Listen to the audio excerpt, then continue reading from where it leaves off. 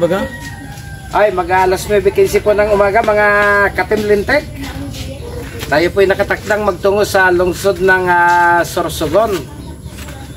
At may lalakarin po tayo sa isang bayan po sa lalawigan ng Sorsogon. So maliban po sa Sorsogon City, tayo po ay magtutungo sa bayan po ng Prito Diaz.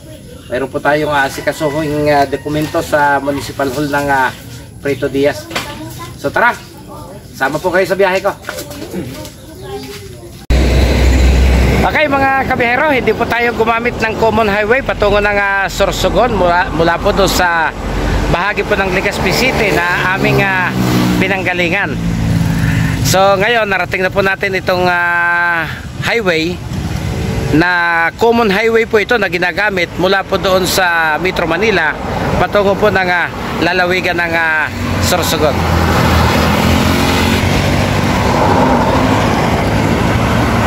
So ayan po siya.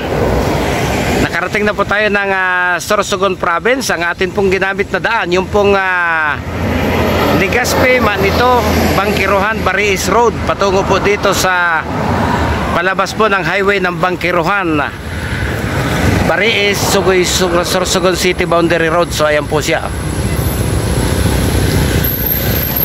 Dito po tayo nang galing. Shortcut po ito, hindi na po tayo dumaan ng daraga mga kabiyahero. Okay, so kakaliwa po tayo rito para marating po natin yung province of Sorsogon. So mula po doon sa Sorsogon City, tayo po magtutuloy-tuloy patungo po ng bayan ng Prito Diaz mga kabiyahero. Ngayon din lang po natin nadaanan ang lugar na ito.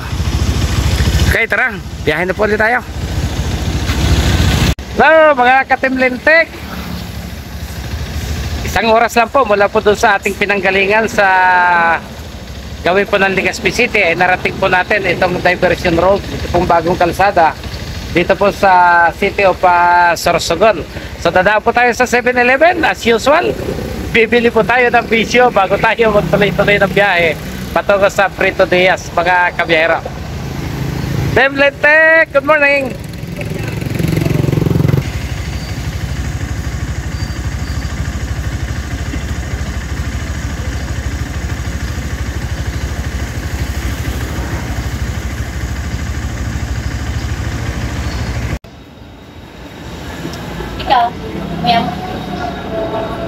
Ayun.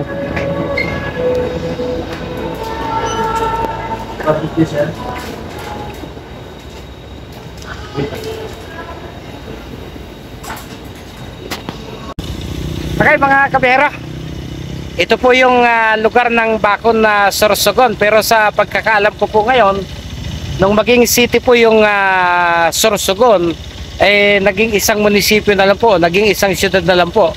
Pinagsama na lang po yung dalawang munisipyo nung maging city po yung Sorsogon. Kaya sa ngayon isang mayor na lang po sila. Ayan, ito po yung lugar ng bakon, napakaganda.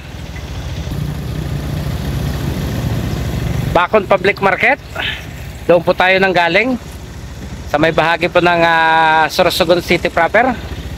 At ito po yung daan patungo po doon sa Barangay Sawanga kung saan yun po yung ating gagamiting daan patungo ng Prito Diaz. So napakaganda po ng lugar na ito, tabing dagat.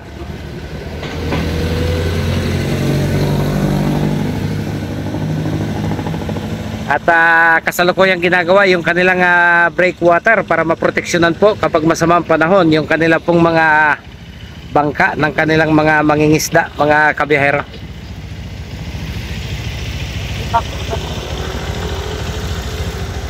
Ayan, may backhoe sa gitna ng dagat habang inaayos yung kanilang breakwater.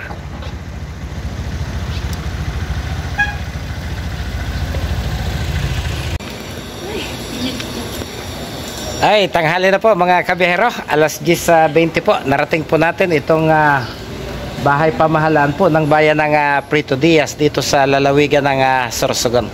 So may asikasuhin lang po tayo dito bago po tayo mamasyal ulit mga kabihero.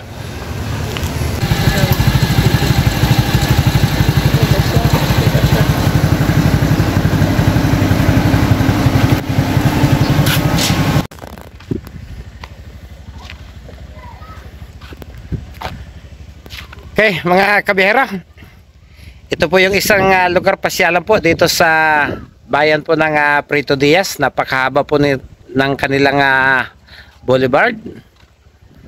Ayan. Napakahaba po ng kanilang pasyalan.